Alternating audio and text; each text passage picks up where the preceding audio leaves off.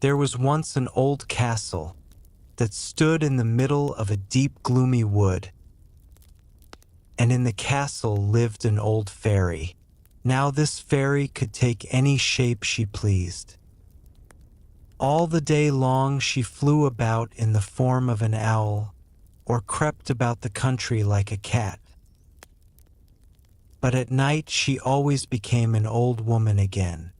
When any young man came within 100 paces of her castle, he became quite fixed, and could not move a step till she came and set him free, which she would not do till he had given her his word never to come there again.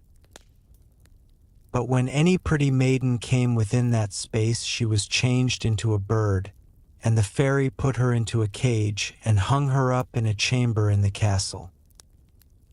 There were 700 of these cages hanging in the castle, and all with beautiful birds in them. Now there was once a maiden whose name was Jorinda. She was prettier than all the pretty girls that ever were seen before, and a shepherd lad whose name was Jorindel was very fond of her, and they were soon to be married. One day they went to walk in the wood, that they might be alone, and Jorindel said, "We must take care that we don't go too near to the fairy's castle." It was a beautiful evening. The last rays of the setting sun shone bright through the long stems of the trees upon the green underwood beneath, and the turtle doves sang from the tall birches. Jorinda sat down to gaze upon the sun. Jorindel sat by her side, and both felt sad, they knew not why. But it seemed as if they were to be parted from one another forever.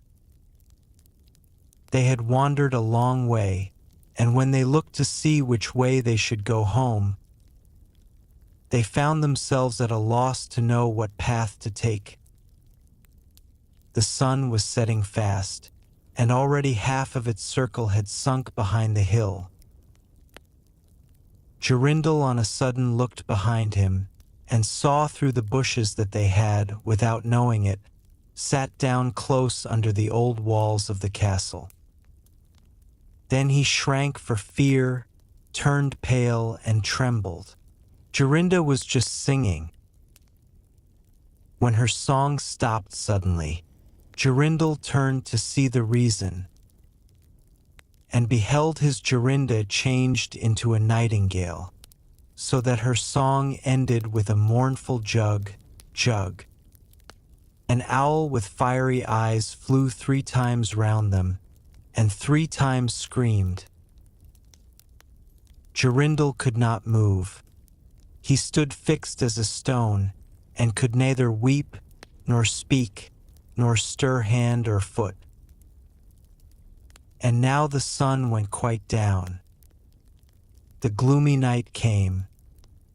The owl flew into a bush, and a moment after the old fairy came forth pale and meager, with staring eyes, and a nose and chin that almost met one another. She mumbled something to herself, seized the nightingale, and went away with it in her hand.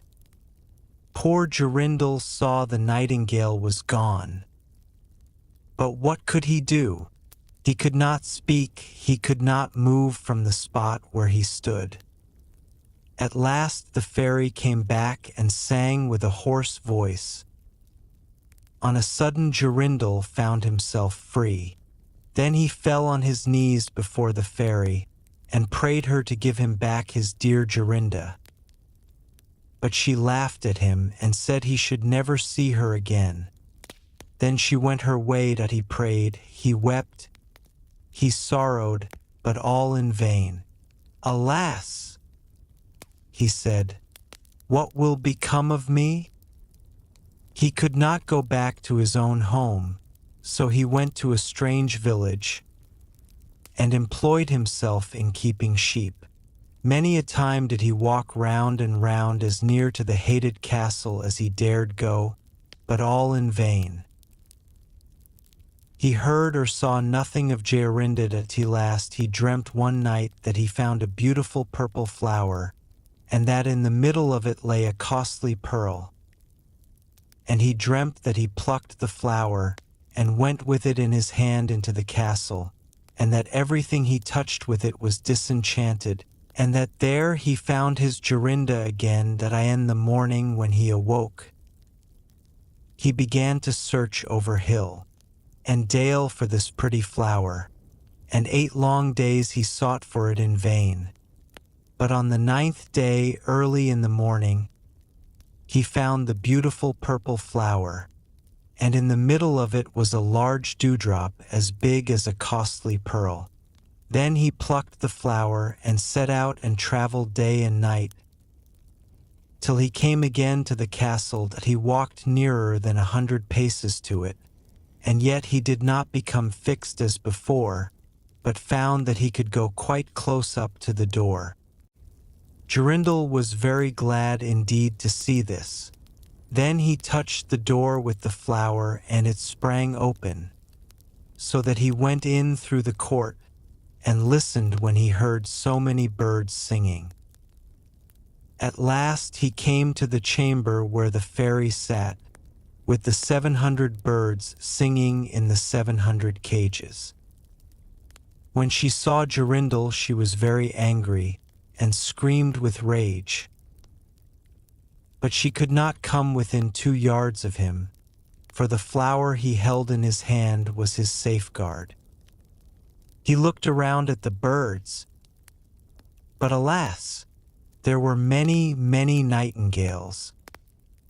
And how then should he find out which was his Jorinda?